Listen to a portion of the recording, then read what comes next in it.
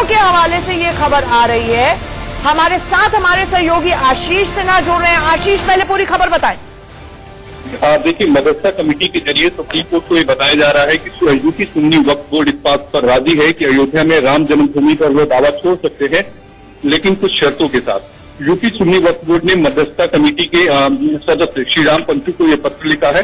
सूत्रों के मुताबिक समझौते के ख्वाहिशमंद जो मुस्लिम पक्षकार हैं, उनका कहना है कि राम जन्मभूमि हिंदू को सौंपे देने से भाईचारा बना रहेगा, लेकिन शर्त ये भी है कि देश में जिन 200 से 2000 से ज्यादा ऐतिहासिक मस्जिदों में एएसआई ने अधिकृत किया हुआ है, उसमें मुस्लिमों को नमाज पढ़ने की इजाजत मिले। इसके अलावा हिंदू पक्षकार अन्य मस्जिदों मसलन मथुरा, काशी, घोषशाला जैसी 200 से ज्यादा मस्जिदों पर अपना दावा छोड़े।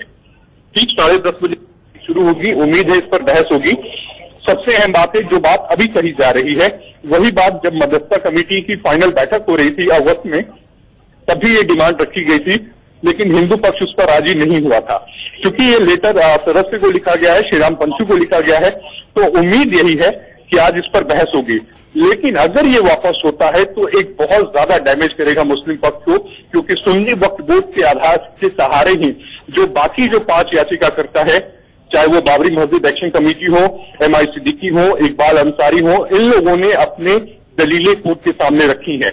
तो ठीक 10:30 बजे यानी अब पीठ बैठने वाली है, सुनवाई शुरू होने वाली है। यही आपसे पूछना चाहूंगी आशीष कि सुन्नी वक्फ बोर्ड इस मामले में एक पक्षकार है, जो बाकी के मुस्लिम पक्षकार हैं वो भी कोर्ट के अंदर मौजूद हैं। क्या हलचलें वहां पर हैं? देखिए, शमशाद ने जो बयान दिया था, शमशाद का बयान ITV नेटवर्क में सबसे पहले चलाया। जो इकबाल अंसारी के वकील हैं, उनका साफ तौर पर यह कहना था कि ये खबर एक र्यूमर है, लेकिन अगर वो विड्रॉ करते हैं तो भी कोई फर्क नहीं पड़ता, क्योंकि 5 जो याचिकाएं हैं वो सुप्रीम कोर्ट में लंबित है। लेकिन जो समझौते की पेशकश थी है ना, उस पर मुझे बड़ा मुश्किल लग रहा है कि हिंदू पक्ष राजी होगा। अच्छा आशीष, ये भी जानना चाहेंगे इस मामले में सुन्नी वक्फ बोर्ड, क्योंकि ओरिजिनल सूट उन्होंने फाइल किया था, वो मेन पक्षकार हैं, हालांकि और भी अपील्स हैं इस मामले में, तो बहुत बड़ा झटका यहाँ कहीं ना कहीं पूरे मुस्लिम पक्ष को लगेगा। देखिए, यूपी सुन्नी वक्फ बोर्ड जो है वो यहाँ पर मेन पार्टी है, और यूपी सुन्नी वक्फ बोर्ड के जो चेयरमैन है वो लगातार जो दूसरे बोर्ड के मेंबर हैं उनके निशाने पर रहे हैं। लेकिन अगर चूंकि वो मेन पार्टी है, वो उसको विड्रॉ कर रहे हैं। सूट नंबर जो 4 है, जो सुन्नी वक्फ बोर्ड का है, यूपी सुन्नी वक्फ बोर्ड का है, बहस उसी पे हुई है। तो ऐसे में बेहद महत्वपूर्ण होने जा रहा है। थोड़ी देर में सुनवाई शुरू होगी। दिलचस्प होगा ये देखना कि कोर्ट इसे कैसे लेता है। ये भी जानना चाहेंगे आशीष, जाफरियाब जलानी ने सुन्नी वक्फ बोर्ड का मामला कोर्ट में दलीलें दी थी, बहस की थी, क्या वो कोर्ट के अंदर मौजूद है? और ऐसे में राजीव धवन जो लीड कर रहे थे वो भी कोर्ट के अंदर मौजूद है?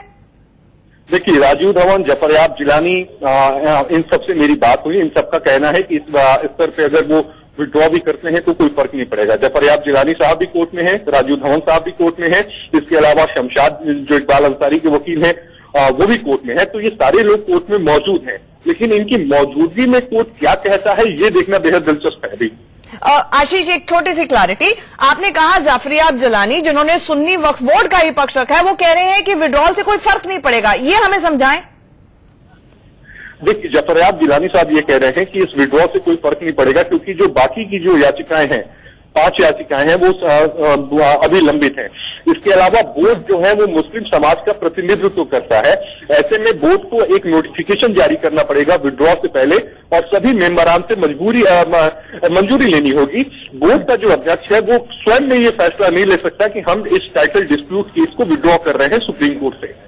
अच्छा, यानी कि ये प्रोसीजरल है, उसके बाद और आगे की प्रक्रिया होगी। और साथ ही साथ ये कहने की कोशिश माना जाए जाफरियाब जलानी की कि कहीं ना कहीं बोर्ड के अंदर भी 2 फाड़ हो सकते हैं, ये सिर्फ अध्यक्ष उसके फैसला ले रहे हैं। जाहिर तौर पर जाफरियाब जिलानी साहब का यही कहना है। इसके अलावा एमआर शमशाद का भी यही कहना है। राजीव धवन का कहना है कि हम इसका विरोध करेंगे। सुनवाई आजकल शुरू होने वाली है, कोर्ट के भीतर जाना होगा, देखना ये होगा कि कोर्ट इस पे क्या कहता है, क्योंकि सुनवाई का जो नियम तय था उस हिसाब से पहले अभी रामलला विराजमान के वकील CS वैद्यनाथन बोलेंगे, लेकिन CJI रंजन गोगोई का जो स्टाइल में फॉलो करता हूं, वो सबसे पहले अगर इस तरह का पत्र आता है तो वो ओपन कोर्ट में पढ़ते हैं और उसके बाद अपनी राय देते हैं। ठीक है आशीष, हम ज्यादा देर तक आपको रोकेंगे नहीं, आप तुरंत से कोर्ट के अंदर जाइए और अपडेट पहुंचाइएगा। देखिए, इस वक्त की बहुत बड़ी खबर आ रही है, दर्शकों को बता दें कि अब ये खबर आ रही है कि सुन्नी वक्फ बोर्ड अपना दावा छोड़ सकता है, लेकिन पेच ये है कि सुन्नी वक्फ बोर्ड के अध्यक्ष ये बात कह चुके हैं मध्यस्थता पैनल को, जो कि खलीफुल्लाह साहब की अध्यक्षता में मध्यस्थता पैनल पहले बनाया था सुप्रीम कोर्ट ने, लेकिन 155 दिन बाद कोई ब्रेक थ्रू नहीं हुआ, वो मध्यस्थता फेल हो गई, जिसके बाद शिया वक्फ बोर्ड और अन्य जो पक्षकार थे जैसे निर्माणी अखाड़ा हो गया, उनकी तरफ से कहा गया कि एक बार फिर से मध्यस्थता होनी चाहिए, जिसको लेकर अनौपचारिक तरीके से बैठकों का दौर मध्यस्थता पैनल का शुरू हुआ।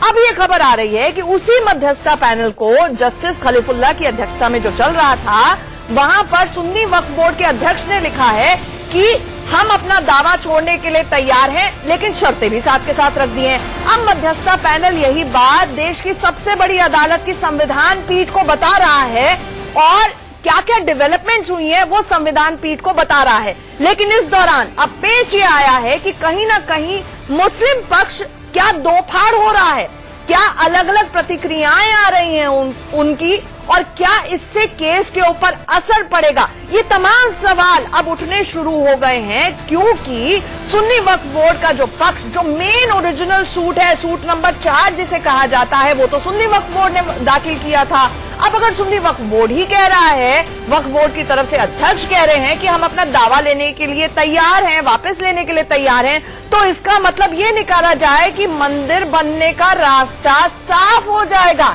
लेकिन यहाँ पर भी पेच है, क्योंकि मुस्लिम पक्ष के जो पक्षकार हैं वो अलग अलग हैं। कुल 14 अपीलें हैं सुप्रीम कोर्ट में, और अलग अलग पक्षकार हैं, जिसमें एम सिद्दीक जिनका पक्ष रखा था डॉक्टर राजीव धवन ने, जो सबसे बड़े सीनियर एडवोकेट हैं, मुस्लिम साइड का पक्ष रखने वाले हैं, उनसे हमारे सहयोगी आशीष सिन्हा ने अभी बात की। साथ ही साथ जाफरियाब जिलानी जिन्होंने सुन्नी वक्फ बोर्ड का पक्ष रखा था, उनसे भी बात हुई। उन सभी का ये कहना है, एजाज मकबूल साहब से भी बात हुई, ये तमाम वो वरिष्ठ वकील हैं जो इस केस में मैराथन हियरिंग के दौरान, सुनवाई के दौरान हर रोज, हर घंटे, हर मिनट कोर्ट के अंदर मौजूद रहे।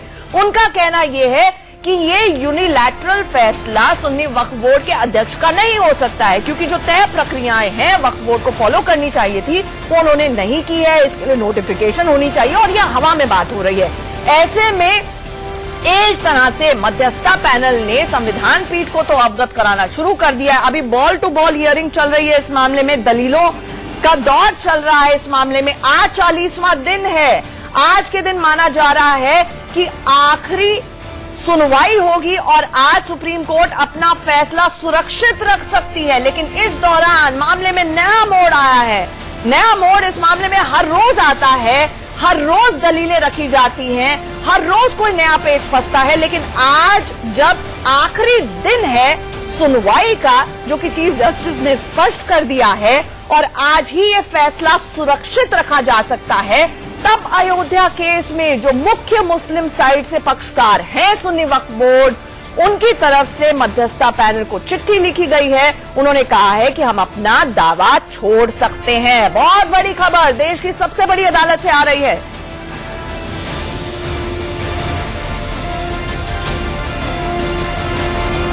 तो आपको बता दें कि शर्तों के साथ छोड़ सकता है अपना दावा सुन्नी वक्फ बोर्ड। हमारे साथ हमारे सहयोगी ऐश्वर्या इस वक्त जुड़ रहे हैं, सीधे अयोध्या से जुड़ रहे हैं, उनके साथ इकबाल अंसारी मौजूद है। अब ये मामले में जो नया मोड़ आया है, सबसे पहले ऐश्वर्या मैं चाहूंगी कि आप इकबाल अंसारी का रिएक्शन लें। वो तो कह रहे थे कि मध्यस्थता की तमाम कोशिशें अब नहीं होंगी, हम सुप्रीम कोर्ट के फैसले का इंतजार करेंगे। अब ये क्या हुआ? अंसारी का कहना है कि कोर्ट अगर कहता है, मानता है, तो दूसरी बात। बिल्कुल, मैं इकबाल अंसारी से ही पूछूंगा कि आपसे बात हुई अभी, जिस तरीके से सुप्रीम कोर्ट में खबर आ रही है कि आपके वकील ने मध्यस्थता की बात से इनकार किया है, अब दोबारा से एक बार फैसला हुआ, क्या बोलेंगे? देखिए, मध्यस्थता की बात से पहले भी हमने नहीं इनकार किया था। हम लोग तो चाहते थे कि ये मसले को जो है तय करने के लिए कोई भी सामने आए तो बड़ी अच्छी बात है, क्योंकि एक दुनिया का एक बहुत अहम मसला था जो बाबरी मस्जिद राम जन्मभूमि का है। इस मसले को कोर्ट ही तय करना था, क्योंकि सुलह समझौता के लिए हमारे पिताजी ने मान ज्ञानदास जी को लेकर ये मुहिम चलाई थी। उसके बाद ये मसला नहीं तय हो पाया, उनको लोगों ने भी नकारा। मान के जो है ज्ञानदास जी पीछे जो है हट गए, हमारे वालिद साहब भी पीछे हट गए। आखिर में ये मसला सुप्रीम कोर्ट में जो है गया, जो है कोर्ट के माध्यम से जो भी कोर्ट करेगा, और जो लोग इसके सामने आ रहे हैं, समझौते के लिए भी आ रहे हैं, उनका भी स्वागत है। हमें चाहते हैं इस मसले को तय होना चाहिए, एक कोर्ट इस मसले को तय कर दे, ये मामला खत्म हो जाए। बट इस चरण में अब जब ये चरण में जब ये सुनवाई आगे बढ़ चुकी है, तो बोर्ड द्वारा साफ तौर पर कहा गया है कि अब फैसले को और इस केस को वापस नहीं लिया जा सकता। भाई कोर्ट जो भी कहेगा ये जो है, अगर हलफनामा दाखिल हुआ है, कोर्ट इसका एक्सेप्ट करे ना करे, हमारी इसकी जिम्मेदारी नहीं है, ये जिम्मेदारी कोर्ट की बनती है। हम तो कहते हैं कोर्ट जो भी जो है कहेगा उसको हम मानेंगे। यूपी सुन्नी वक्फ बोर्ड की तरफ से आप क्या कहेंगे? उनकी तरफ से देखिए ये जो है, जो कमेटियां हैं, जो कमेटी अपना काम करती हैं, चाहे वो हिंदू धर्म की कमेटी हो, चाहे मुसलमान के धर्म की कमेटी हो, अगर इसको सुलझाने के लिए लोग आते हैं तो बड़ी अच्छी बात है, हम उनको नकारते नहीं है। हमें चाहते हैं इस मसले को तय होना चाहिए। ये आपने सुना, इकबाल अंसारी साफ तौर पर कह रहे थे कि ये चाहते हैं कि मध्यस्थता के तौर पर फैसला तय हो जाए, लेकिन अब किस तरीके से आगे कोर्ट में सुनवाई होती है, इनका साफ तौर पर कहना है कोर्ट जो भी आदेश देगा उसका ये पालन करेंगे। ऐश्वर्या, ये बहुत दिलचस्प है कि वहां सुप्रीम कोर्ट में कुछ और पक्ष रखा जा रहा है सुन्नी वक्फ बोर्ड की तरफ से, हालांकि उसमें भी पेचीदगियां हैं, उसमें शर्तें रखी गई हैं कि देखिए और दावा और ऐसे स्थलों से छोड़ दिया जाए हिंदू पक्षकारों द्वारा। ऐसे में यहां पर इकबाल अंसारी सरप्राइज और शॉक तो रहे होंगे, चौंक गए होंगे कि अचानक से ये कोर्ट में क्या हुआ, हम तो फैसले का इंतजार कर रहे थे। बिल्कुल, उनका साफ तौर पर कहना है कि अभी उनकी किसी भी लॉयर से बात नहीं हुई है। यूपी सुन्नी वक्फ बोर्ड ने सुप्रीम कोर्ट में क्या बोला क्या नहीं बोला, अभी ये हमसे कह रहे थे कि इन्होंने कोशिश करी उनसे बात करने की फोन पर, लेकिन अभी तक इनसे बात नहीं हो पाई। साफ तौर पर कहना था इनका कि हम लगातार क्या हो रहा है सुप्रीम कोर्ट में, और अब जिस तरीके से ये डेवलपमेंट आई है उसको लेकर हमें भी नहीं पता है। आगे अब हम अपने लॉयर से बात करेंगे वहां पर किस तरीके से आगे, अब आज जब आखिरी दिन है लगभग सुनवाई का, किस तरीके से बात आगे बढ़ती है, तब जब बात होगी तब उन्होंने बोला कि हमें बताएंगे। लेकिन अभी हाल फिलहाल के लिए खुद चकित है कि आखिर में इस आखिरी दौर में सुप्रीम कोर्ट में अचानक हुआ क्या, सुप्रीम कोर्ट में अचानक हुआ क्या, ये सभी लोग जानना चाहते हैं। ऐश्वर्या, आप हमारे साथ लगातार बने रहे हैं, हमारी बड़ी कवरेज लगातार जारी है, नए पेज इस मामले में खुलकर सामने आए हैं। एक छोटे से ब्रेक के लिए रुक रहे हैं।